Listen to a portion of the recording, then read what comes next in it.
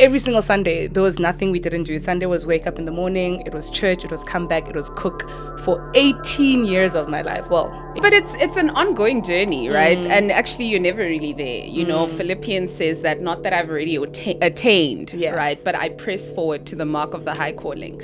So Life Group is like a community of people who get together. We are different because we wouldn't call it cell because it's not with your church members. It's just a community of ladies. It's a difficult journey for everyone. I think what I love so much about our Life Group is we're always able to share and encourage people to be vulnerable. Be authentic.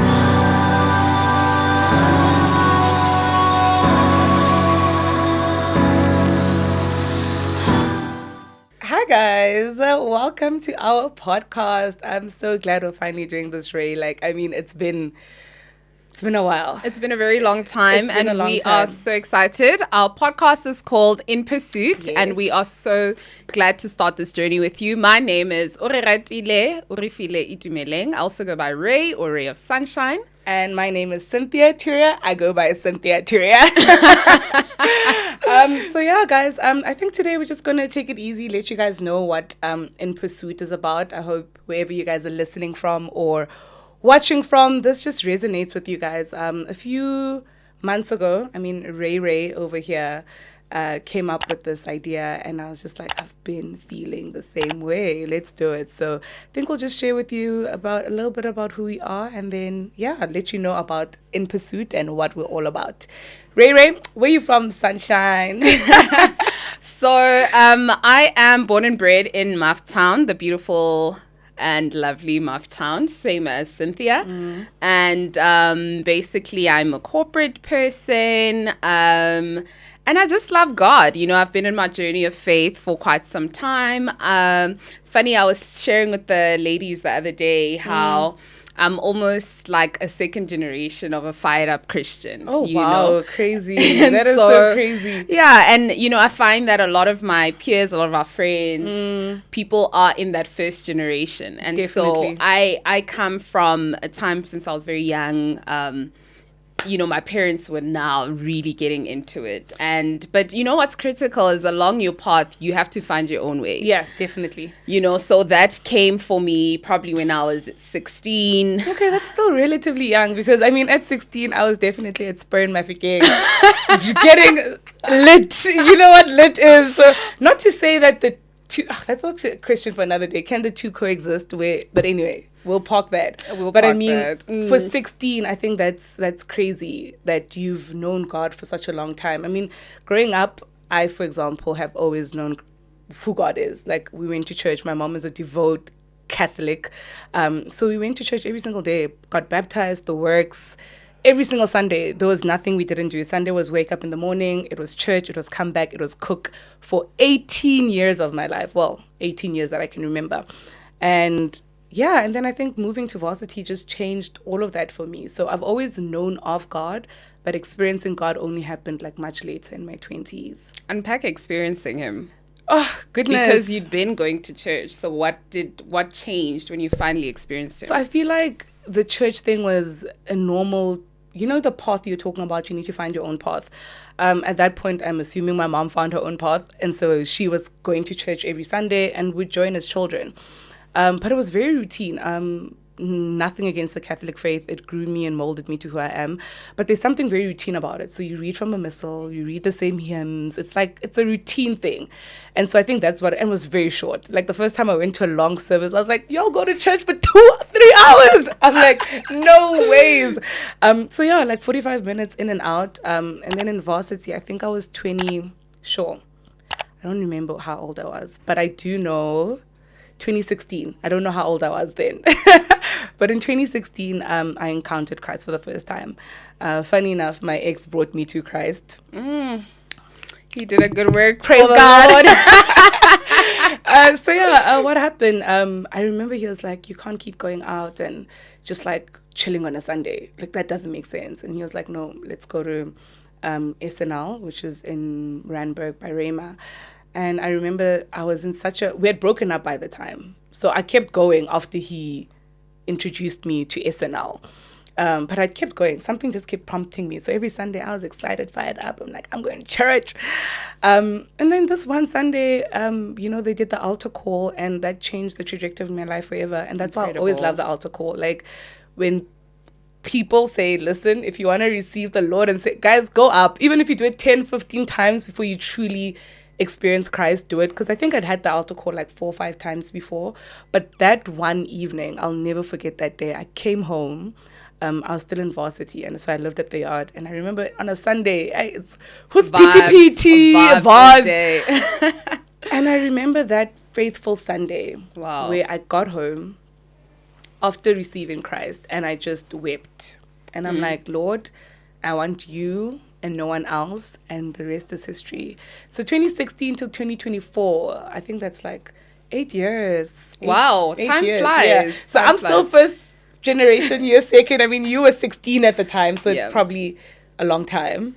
But it's an ongoing journey, right? And actually, you're never really there. You know, Philippians says that not that I've already attained, right? But I press forward to the mark of the high calling. Sure. So we're never really there. And I think that's also part of the journey that we're on. Yeah. To say we've come this far, and what's next? What more can we learn? What more can we share? You know, in our journey. And I think that's really at the heart of what we want to do with this podcast is that, you know, how do we share our experiences? There's so much power in storytelling and testimony and community. 100%. Right? And I think how this came about as well. So Ray and I are, we know each other from Mafeking, which is, you know, home time. And then we're introduced by a mutual friend. I started a life group. I don't know, how long has it been now? That's not true. We've always known each other. Yes. Since we went to the same high school. Yes. But then we got close through life group. Yes. So maybe just talk a little bit about life group. So, life group. I think it was started by a friend of mine.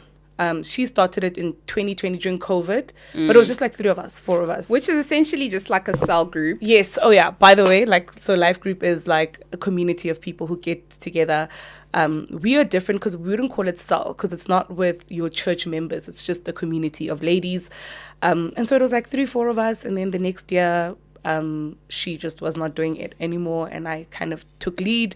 And it just grew, and I met Ray, and it just grew. And guys, if you're looking for an evangelist, my girl over here will bring people to the Lord. And so life group happened, and as life group happened, me and Ray got closer.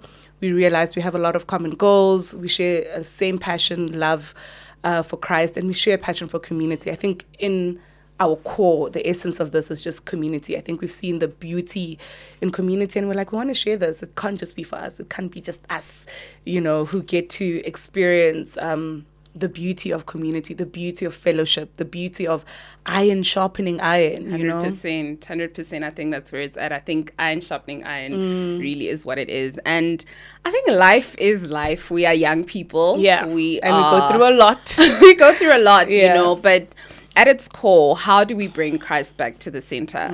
And it's a difficult journey for everyone. I think what I love so much about our life group is we're always able to share and encourage people to be vulnerable, be authentic. And, you know, I love so much how I've grown over the years since we started our sessions. And I know we went through a time where we said, it became less about quantity, but about the quality. 100%. And we have gathered so much depth in our pursuit of God. And I think that's what brought us to this name, In Pursuit. Sure. You know, it's never complete. It's us always going to say, what's more? What else does God have for me in every area of my life? What does God have for me in my career? You know, I think it's quite important to know in our callings as Christian, we're not all called to a pulpit. No, definitely. You know, some of us... The funny thing, I actually think a few of us are called to the pulpit. I mean, Jesus himself was not on the pulpit. Go deeper. You know, Jesus himself was not like, hey, Bazwalani. But he was impactful. For sure. The most impactful human we have. But he wasn't on the pulpit. And I think a lot of Christians want the fame, they want the glory, they want the, you know, I want to be known, I want to be the ones, instead I want of to collect offerings. You know what I mean? Instead of being like, but how are the people around me being, like, are they being impacted by the Jesus in me, you know? Yeah. We say that we've died to Christ and we're new creations. Do the people see the new creations that we claim that we are?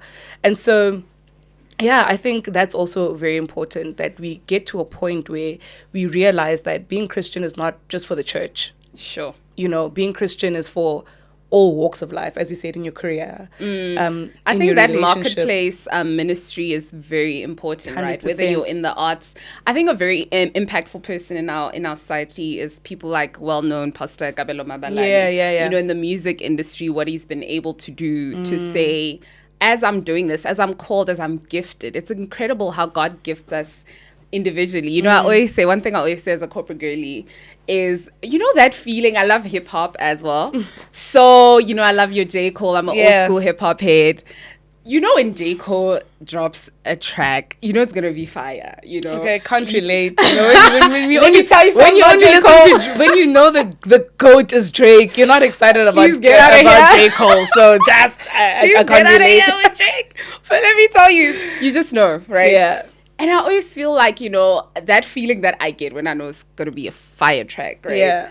I always feel like when I get into the boardroom, or when I drop a presentation, go, guys, girl. I need people to feel fired up. Like, yo, guys, we dropped a PowerPoint. I love gonna that. rock. You know, I love that. But that's my gift, and that's my calling, and that's my Yeah. ministry, right? And God should move in me, or I should find God in that. Yeah. And in doing that, you know, that light should bring people to God, Yeah, right? 100%. And in whatever sphere you operate, that is the power of having Christ move in you. 100%.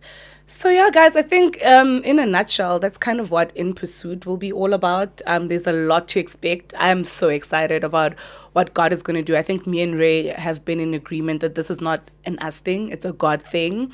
And so as we navigate life and as we bring you guys into navigating life with us, I just pray that it blesses you as much as our little community has blessed us. You know, you said in the short space of time, you've grown so much. I've grown like in heaps and bounds, and I mean it's only been like 2-3 years, so you can just imagine what God's gonna do in this platform. So I'm super excited. Yeah, and what I love also about how God moves is regardless of where you are, you know, I think you really started your journey in 2016. I know I started mine in 2008, where I found my path. But even prior to that, you know, you talk about going to church on Sunday. I was going Wednesday, Thursday, all night prayer. I was, you know what I'm saying? Oh, woman of God. You know, I was into it, you know. But regardless of that, you've blessed me and impacted me so much. And I don't think we should limit what God can do through 100%, others. 100%. And so, as you're saying, as we build this community, we want to learn, we want to grow from different people, different walks of life. And we really want to be empowered and uplifted together. We're walking this journey with you, with each other. Yeah. And yeah, guys, that is us In Pursuit, and we cannot wait to see you again in our next episode.